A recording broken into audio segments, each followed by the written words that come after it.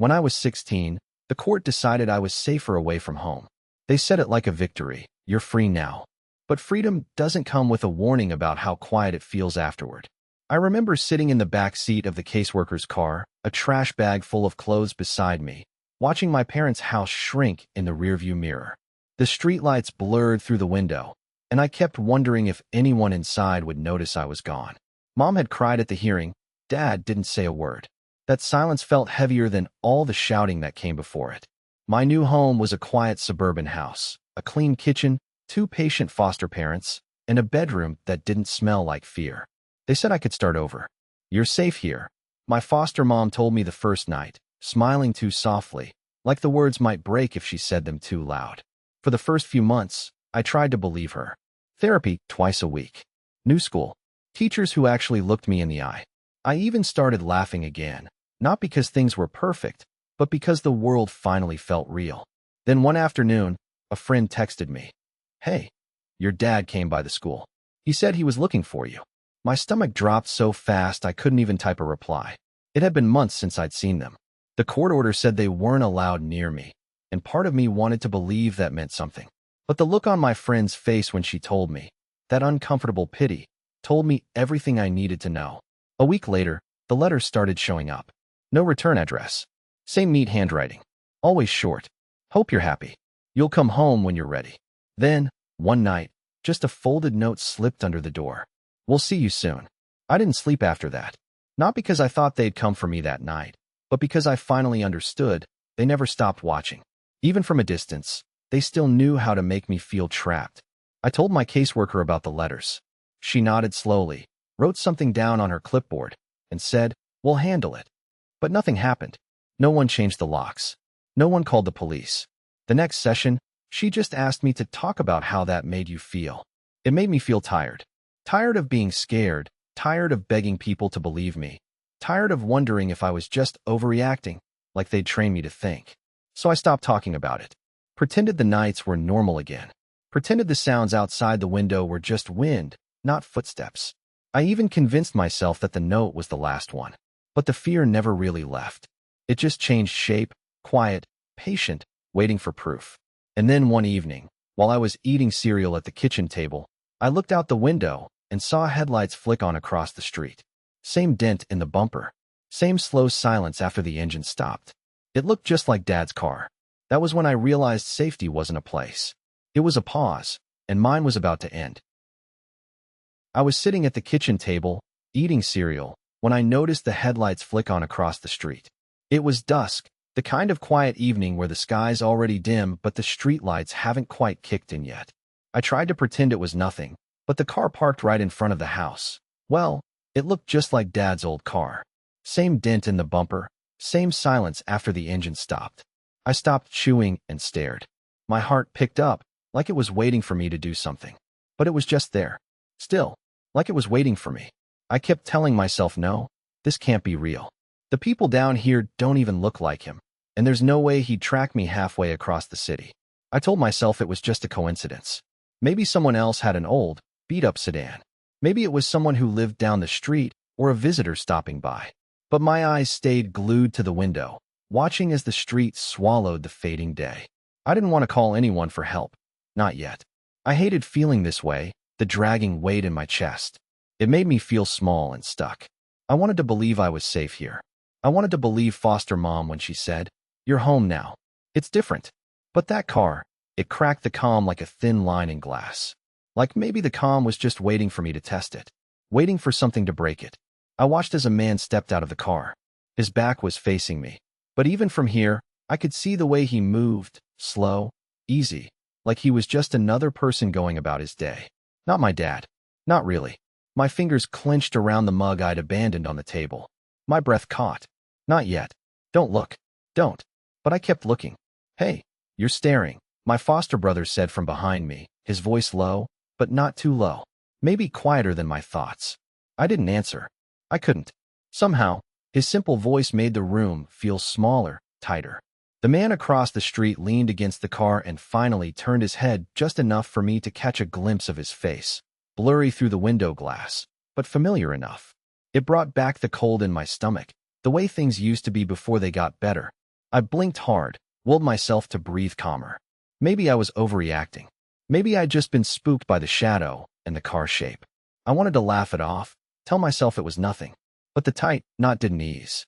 I felt frozen, stuck between wanting to run and wanting to prove to myself I was brave now, that I wasn't the scared kid anymore.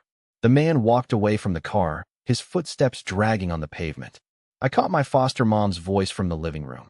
She was laughing softly at the TV, a reminder that life was supposed to be normal here. I sat back against the chair, trying to steady my racing mind. There was that tiny, stubborn hope at the back of my throat, that maybe this was just someone warming up the engine before heading out. Maybe it was time pushing my nerves, not him. But I couldn't shake the feeling that the car wasn't just a car, and the man wasn't just a stranger. Something was waiting on the other side of that window. I looked away, forced myself to sip cold cereal, but my eyes never really left the street. I told myself it was over, that I was safe now. And yet, the shadow of that car stayed there long after the engine went dark. I told them. I told my foster parents and the caseworker. I remember sitting at the kitchen table, my hands twisting the hem of my shirt, heart pounding so loud I thought it could drown out the words I wanted to say. Something's wrong, I started, voice shaking. I think he's coming back. My foster mom sighed, brushing it off with that tired, half smile that felt more like pity, the same way my real parents used to say I was safe before locking the door and walking away. She told me, in a soft, kind voice, "It's probably nothing, sweetie. You've been through a lot. Sometimes our minds play tricks." I wanted to argue, to scream that this wasn't a trick, that I saw him, and I felt it. It wasn't just in my head. Instead, I clammed up. The caseworker sat across from me, nodding slowly, eyes that looked too practiced to really care. "We have protocols," she said, like she was reading from a script. "If there was any real threat, you would hear from us. We want you to feel safe here." But I didn't feel safe. Not then, and not ever since the moment I saw the shadow in the hallway, the same one I'd been trying to forget for months. I wanted them to believe me, but their words felt like a wall closing in, like I was fading again, back into that invisible corner where no one takes you seriously. I blinked hard, trying to hold back tears that had nothing to do with sadness. This was fear. Pure, sharp, stabbing fear wrapped in a blanket of frustration I couldn't shake. I thought telling them would help. Maybe get me out of that nightmare. Instead, it just made me smaller. Their reassurances felt hollow. Like telling a scared kid the monster isn't real when you've been living with it your whole life. "You're safe," they said, but I knew better. That was the same lie my parents told me before closing the door, leaving me alone with the noise in my head and the footsteps in the hall. "I'm not just scared," I said, voice choking. "He's here. I saw him." My foster dad ran a hand through his hair, clearly uncomfortable. "We want to believe you," he said, voice low, but it didn't feel like belief. More like a hope I'd quiet down before things got messy. The caseworker glanced at her clipboard like she expected me to get over it, to settle back into the mold they wore to keep everything controlled. "It's normal to be scared sometimes, especially with all you've been through. But right now, you're safe here. We'll keep checking in, okay?" I nodded, but inside, the knot in my stomach tightened. It wasn't okay. The silence that followed them brushing off my fear was worse than any yelling or disbelief back home. Because this time, I was supposed to be safe and protected. Instead, I was just another kid who no one really listened to. There was a part of me that wanted to scream, to tell them, "No, I'm not just scared. This is real." But I swallowed it down again. I was tired of fighting battles no one else could see or understand. After they left the room, I sat alone, the weight of their eyes not believing me heavier than anything. I realized that trusting them was going to take more than hopeful words. I was still on my own. I could still hear the empty promises echoing through the quiet house. "You're safe." Like that was supposed to fix everything. But I wasn't safe, and I knew it. It was just past midnight when my phone buzzed on the kitchen counter. I shouldn't have even been awake, but something had me pacing, trying to shake this gnawing feeling in my gut. When I glanced at the screen, I almost dropped the phone. It was his number. I answered before I could stop myself. There was nothing but silence on the other end. Then, I heard it breathing. Slow, steady, deliberate. No words, no background noise, just that breath, like someone sitting too close in a dark room, watching me. My throat went dry, and my hand trembled as I clenched the phone tighter. Then it abruptly clicked. He hung up. I stared at the screen, heart hammering so loud I was sure the neighbors could hear it. I know I shouldn't have called back, but the stupid impulse took over. Just to hear a voice, to confirm it was him and not some sick joke. Nothing. Silence again. Just that damn breathing. I hung up, telling myself maybe it was a prank. I told myself I was being paranoid. But then I realized it wasn't the words I was scared of, or the lack of them. It was the voice itself. The sound of someone still lurking, waiting, and knowing exactly how much fear they could trigger in me. I didn't sleep a wink that night. Every creak in the house felt amplified. Every shadow figured into some twisted game only he knew how to play. Morning finally crawled in like a ghost, and when I checked the mailbox, my heart nearly stopped. The note was there, folded neatly. The paper was cheap, but the handwriting was unmistakably his. Calm, familiar, practiced, like he'd written these words 1,000 times and each one was designed to settle in my bones. It was so mundane it made the threat feel worse. "We'll see you soon." I held the note with shaking hands, feeling cold sweat slick against my skin even though the kitchen was warm. I didn't know what soon meant. Today? Tomorrow? Weeks from now? I had no clue, and that not knowing was poison. I wanted to throw the note away, burn it even, but I couldn't stop staring at it. Part of me wanted to believe it was all empty threats, that once he got bored I'd be left alone. But the way he'd called me last night, silent but there, watching, told me otherwise. Maybe I should have seen this coming. Maybe I let him get too close again, and this was the price. I sat at the kitchen table, staring at nothing, trying to convince myself I was safe. My phone buzzed again. I jumped, heart in my throat. But it wasn't his number. I took a breath, forced myself to focus. I needed a plan, not panic. If he thought I'd just wait and do nothing, he was sorely mistaken. I folded the note carefully and shoved it into my jacket pocket. I glanced out the window, the street outside quiet and normal. But I knew this quiet was temporary. And once again, I wasn't sure how much longer I could hold myself together before something snapped. We called the police that night before going to bed. I was shaking when I dialed, barely able to get the words out. I told them everything. How we heard footsteps around the house, creaking floors, the broken lock on the back door. The officer on the line said they'd send someone over, that they'd increase patrols in the area. I wanted to believe him. I really did. But even as I hung up, a pit opened in my stomach. Increased patrols sounded like a phrase someone says when they don't actually plan to do much. When the cops showed up, it was two young guys who seemed more annoyed than concerned. They looked around, took notes in their notebooks, asked the same questions we had answered a dozen times before. I watched the way my foster dad's jaw clenched, how he kept glancing at me, like silently asking if I felt what he felt. The officer said, "We'll keep an eye out," like it was some slogan they repeated to scared people all day. I wanted them to keep me out, to just make this thing disappear, but they couldn't. No one could. The next few nights were worse. We stayed awake, sitting side by side on the couch, listening to shadows stretch and shift around our rooms. The silence was never truly silent anymore. There was a rhythm to the sounds outside, like someone pacing just beyond the windows.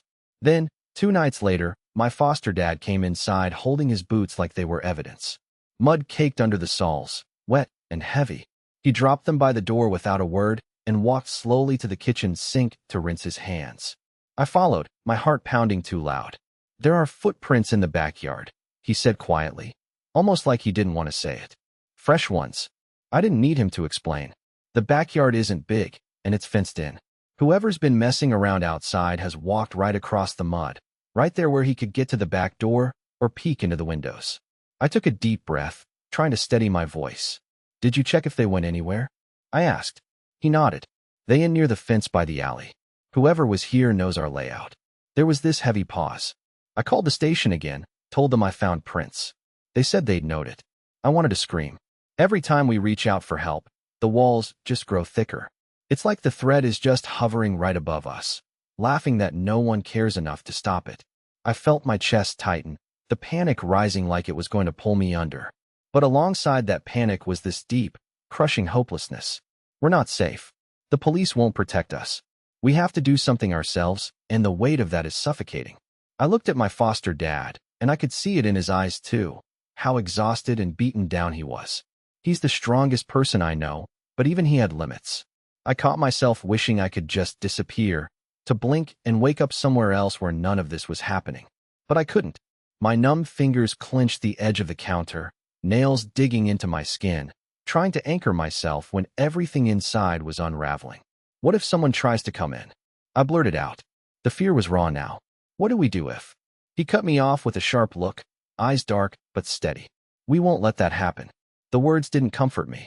They sounded brittle, like we were trying to convince ourselves more than each other. I wanted him to swear, to say he'd fight tooth and nail if it came down to it. But all I got was this quiet resolve that felt like it was already strained to the breaking point.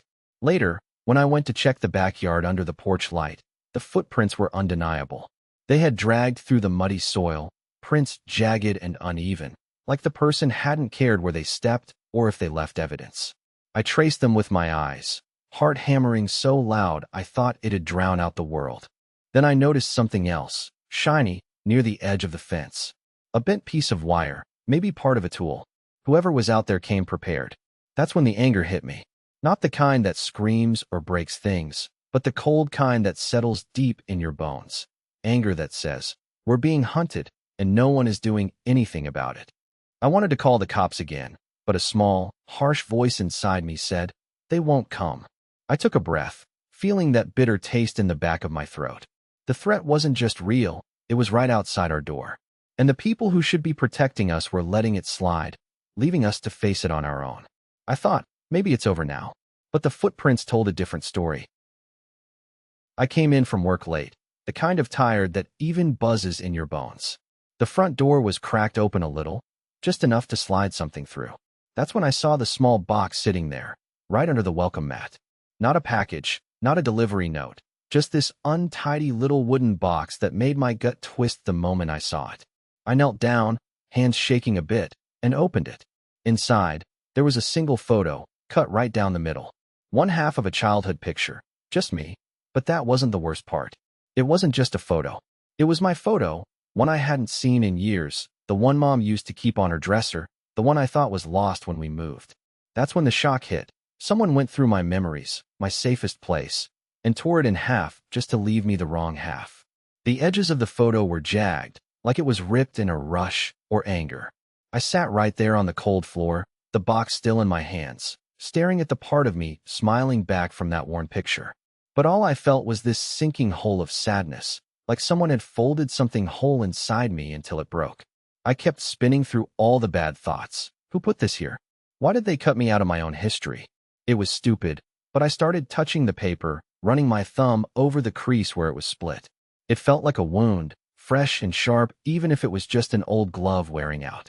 Whoever did this wasn't just trying to scare me. They wanted to get inside me, to mess with parts of me I'd thought were safe. They'd found a way to touch my past, and it felt dirtier than any bruise. I looked around quickly, like someone might be watching from the shadows. The hallway was empty, dark except for the thin light leaking from the kitchen, and the silence pressed down heavier than usual. I was half expecting the roof to cave in or the floor to give way and swallow me whole. But it was just me, alone, holding this broken piece of my childhood. I wanted to throw the box across the room, smash it to bits, but I couldn't, like a part of me was frozen. The numbness crept in fast, maybe because I was still trying to process what this meant. It wasn't just a warning, it was a claim. They were telling me that nothing was off limits, that they could get in everywhere, even the past I thought was mine alone. That's when I felt it. The overwhelming ache that maybe I hadn't kept all those walls as strong as I thought. Maybe I should have seen it coming when every other boundary started to crack. But I didn't. I wanted to believe some part of my life was untouchable, and now here was this cruel proof that I was wrong. I folded the photo back into the box as carefully as I could and sat back against the wall. My hands wouldn't stop trembling, and my chest felt tight, like the air itself was folding in on me. The room around me wasn't safe anymore. Not really. That little box wasn't just wood and paper, it was a grenade with one pin pulled, just waiting to go off inside me. My phone buzzed quietly in the other room, but I didn't reach for it. Something bigger than just this moment was happening, and I couldn't lie to myself anymore. The past I tried to bury was starting to feel like a trap I was already caught in. I told myself to breathe, to think, to make a plan, but everything felt too slippery, like I was already sliding down a hill I couldn't stop. I thought it was just a twisted game, a message meant to scare. But as the silence stretched out, and no one came to explain or apologize. The chill in my bones said otherwise. This wasn't going to be over anytime soon. The caseworker showed up at my apartment with a nod, paper in hand, like this was all just another routine day for her. She said, "You're going to a safe house tonight. No apologies, no small talk. Just facts." I packed a bag while she watched, and the whole time I kept trying to convince myself this was a step forward. But as I slid the door closed behind me for the last time, that heaviness in my chest didn't budge. The safe house is this bland little place on the edge of nowhere. They changed the locks, installed a security system, made sure my name wasn't on any of the windows. On paper, everything screams safe. But the second I stepped inside, this tight knot in my stomach started twisting even harder. The locks were new. The fear wasn't. I couldn't sleep that first night. Every tiny sound made me hold my breath. The creak of the heating kicking on, the wind tapping the window like it was trying to get in. Even the soft hum of the fridge felt aggressive, like it was covering up something. I sat on the edge of the bed replaying every step of that day, every face I passed. Was someone out there watching? Waiting? The exhaustion was already settling in, but my mind wouldn't quit. I felt like my skin was crawling, like I was still in the middle of the storm instead of hiding from it. That first morning, I tried to convince myself that no one was there, that I was just letting all the fear build up because I was finally allowed to stop fighting everything else and just be scared. I paced the cramped kitchen, double-checking the windows again and again. The caseworker had promised someone would check in, but they hadn't yet. Nobody had called. The silence was louder than the noise. At one point, I think I saw a figure outside the window, just for a second. There and gone like a bad dream you can't be sure really happened. My heart jumped into my throat, so hard I scared myself. For a moment, I wanted to run out there screaming, to confront whoever it was. But I didn't. I couldn't. Instead, I just locked the door behind me again and sat down, feeling the weight of my own tiredness press on my bones. Days passed like this. The caseworker showed up every couple of days, always brief, always business. "You're safe here," she said like it was a fact. But safety isn't just locks and cameras. It's the way your heart doesn't slam against your ribs when someone walks down the street. It's the way you don't jump every time your phone buzzes. I didn't have that. Not yet. Maybe not ever. Some nights, I caught myself whispering little prayers, not for protection, but just for quiet. For a moment when my mind would stop tossing up every nightmare. A single breath that wasn't shaky. But it never came. Instead, there were the knocks at the door that I convinced myself were just the wind, the shadows that stretched too far in the streetlights, the unshakable feeling that eyes were on me even when I was alone. I'm exhausted, but it's a different kind of tired. Not the sleep your way out kind. It's the kind that sits heavy in your bones, the kind that calls up all the memories you thought you'd locked away with your old apartment door. The kind that whispers maybe this is all there is now, safety without peace. I keep telling myself I'm making progress, that this is step one down a longer road. But at night, when the house settles and the locks click shut, I wonder if the nightmare is just changing its shape instead of ending. I thought I could escape it. Thought moving was enough. But the silence after the locks fall into place, it's not relief. It's just different noise. And that noise? It's waiting. I remember the moment the cops pulled up behind their car, creeping down our street like a storm about to break. I was standing by the window, heart pounding because every siren after everything else felt like the universe finally demanding its due. They got out of the car right there, hands on their belts, eyes cold and sharp while Mom and Dad sat there, the way they always sat when they thought they had nothing to hide. When the officers asked them to step out, my parents didn't argue or panic. They moved in that slow, measured way like a couple who have rehearsed this part, trying to look calm, when really it was just the weight of all their lies finally pinning them down.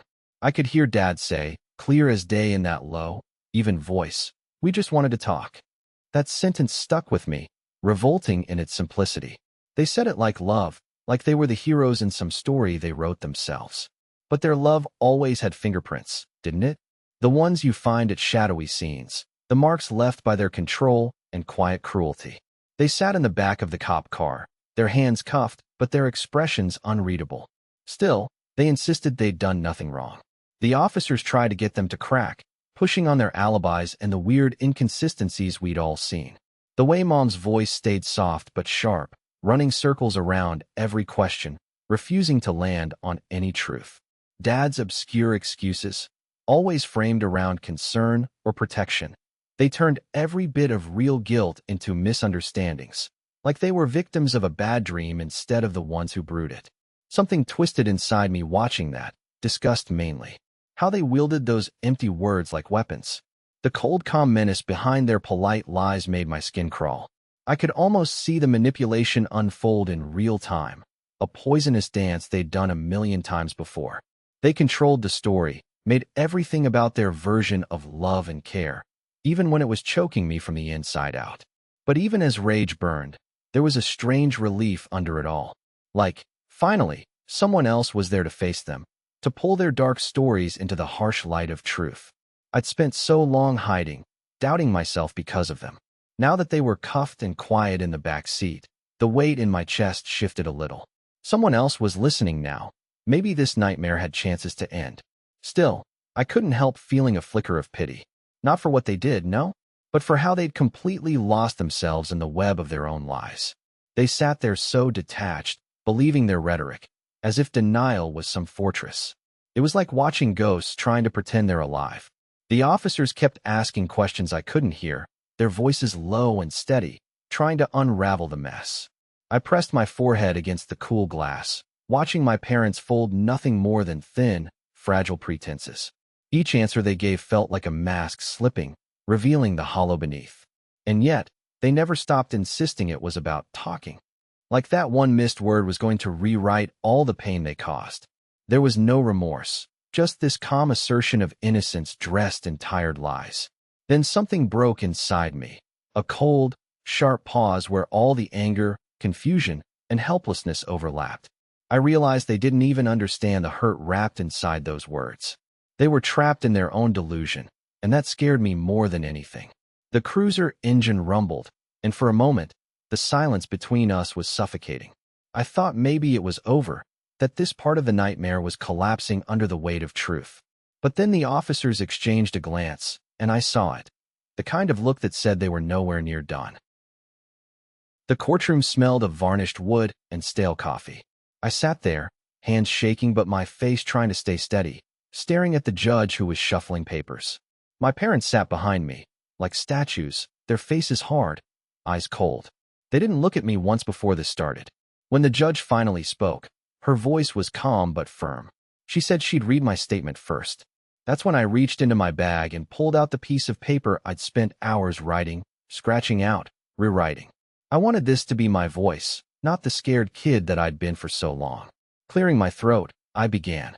Your Honor, I'm here because I need protection, not just from the threats or the yelling, but from the feeling that I don't own my own life anymore. I heard my voice crack, but I kept going. I grew up always walking on eggshells, terrified that any step would cause another explosion, another cruel word. It wasn't just fear of physical things, it was the silence they demanded. The way they made me believe my feelings didn't matter, that my boundaries were just obstacles they could stomp over. A flush crept over my cheeks. I almost stopped, wanted to hide behind the script. But I squeezed my eyes shut, forcing myself to stay steady. I'm standing here now because I refuse to live locked in that silence. I'm asking for this order, a clear boundary that says I deserve safety, respect, and space to breathe. The judge nodded ever so slightly, and for a minute I almost forgot where I was. Just me, saying the words I'd felt for years but kept inside. Behind me, I thought I heard my mother whisper something, but I wasn't sure. My dad sat frozen, jaw clenched so tight it looked like it hurt. Neither of them blinked when the judge granted the restraining order. I didn't expect cheers or smiles. I just wanted nods, some sign that maybe they understood. When the judge signed the papers, I didn't cry. Honestly, I thought I would lose it right then. Years of pain and fear boiling over in a mess of tears. But it didn't happen. What came next was quieter, but it hit harder. I felt something in me shift when I realized I didn't owe them silence anymore. That I had fought for my voice, and this room full of strangers, judges, lawyers, even my parents, recognized it. I folded my statement, stuffed it back in my bag. It wasn't over, not by a long shot. But for the first time, I felt like I was holding some of the power. As I stood to leave, I caught my mom's eyes for a second. They were unreadable, like a wall still standing between us but cracking. I wanted to say something, anything that might reach her, but I didn't. There was no space for it. Not now. Walking out, I kept my head up. My hands weren't shaking anymore, and although my chest felt tight, I carried that quiet strength with me. The restraint order was just paper, but for me, it was proof I could still fight. I thought the hearing was the hardest part, but the silence on the drive home, riding next to my parents who looked at me like I was a stranger, told me I still had miles to go. And somehow, that was even scarier. It's been months since everything fell apart. Some nights I still find myself standing by the bedroom window, checking if it's locked, not even really thinking about it. Just out of habit, I guess. I catch my reflection in the glass, and I barely recognize the person staring back. Not because my face changed much, but because there's this quietness now, like a whisper beneath the surface I hadn't felt in a long time. I started therapy a few weeks after it all happened, and honestly, I wasn't sure it would help. At first, sitting in that room, talking about the darkest parts of my life felt like ripping open a wound that hadn't fully closed. But slowly, maybe inch by inch, the pain became less sharp. Not gone, just softer around the edges. My therapist once said, "Peace isn't quiet. It's the noise that doesn't make you flinch anymore." At the time, I thought that was just bullshit to get me through the week. But now I kind of get it. When I hear a sudden noise outside at night, my body no longer freezes. It's still there, the memory of fear, but it doesn't have control anymore. I've been trying to rebuild the little trust one lost in people. It's exhausting, more tiring than I expected. Sometimes, I catch myself holding back, watching what I say, how much I reveal. It's like my guard is permanently half up. I know that's not how I want to live, but it feels safer. The urge to shut down is always there, waiting like a shadow, but I've been forcing myself to lean into conversations, meet friends for coffee, even go out sometimes. Nothing big, but it's progress. The weird part is I didn't realize how much I was isolating myself until I looked back. I missed birthdays, skipped calls, made excuses. I thought I was protecting myself, but really, I was all alone. Now, when someone texts me just to check in, I catch this small flash of gratitude, like they pulled me back from the edge without even knowing it. One night, a while ago, I woke up frozen, heart pounding, thinking I heard something outside. I wanted to panic, to run, but instead, I sat up, listened hard, and decided not to go back to that place in my head. I told myself, this isn't who controls your night anymore. It was hard, and my chest ached for a while after, but I didn't flinch. That was a turning point, even if it felt tiny in the moment. I still have nightmares on bad days. Those moments slip through the cracks. But now, after I wake up, I reach for my phone, call my sister sometimes, or write in a journal to keep my head steady.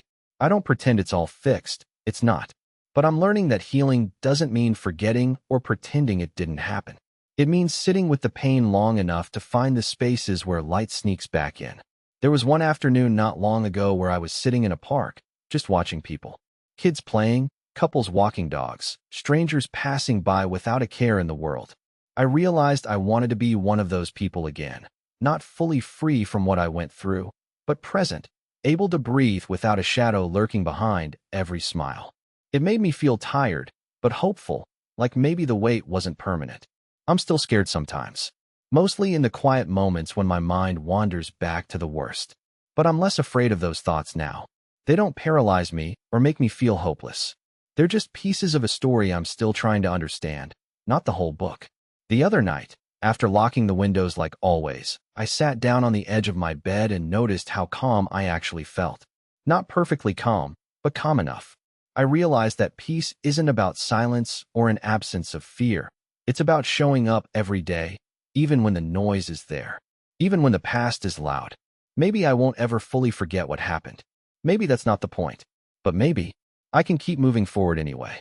And in that moment, sitting in the dark with a window locked behind me, I didn't flinch. It was almost exactly a year later when the letter showed up. I found it sitting on the kitchen table like some quiet relief waiting just for me. No big fanfare, no warning. Just a simple envelope, the kind you get from offices or, well, social workers. I didn't know what I expected, honestly. Maybe nothing. Or maybe a chance to finally close the door on all of it. I sat down with it, hands shaking a little, and unfolded the paper inside. The words were short and to the point. They moved away. You're finally free. That was it. No explanations, no apologies. Just an update that the people who haunted my life, who made every day a careful, tense negotiation, were gone. I don't think I smiled. I didn't jump up or scream or cry. I just stared at the page, sitting there with my heart trying to catch up with my brain. Freedom didn't feel loud. It felt like breathing without looking over my shoulder, like someone letting go of a heavy weight you didn't realize you'd been carrying for so long. I remember sitting there, my body still, the silence around me thick but calm. It was new, this quiet peace. Not the kind you read about like some dramatic victory, but the kind you feel spread slow and steady, like warm sunlight slipping in through a cracked window. For a few minutes, nothing happened. I didn't celebrate. I didn't even want to. I just sat with the letter. My eyes traced the words again. "You're finally free." I said it softly, almost afraid to break the quiet. All the times I thought I was free, but wasn't.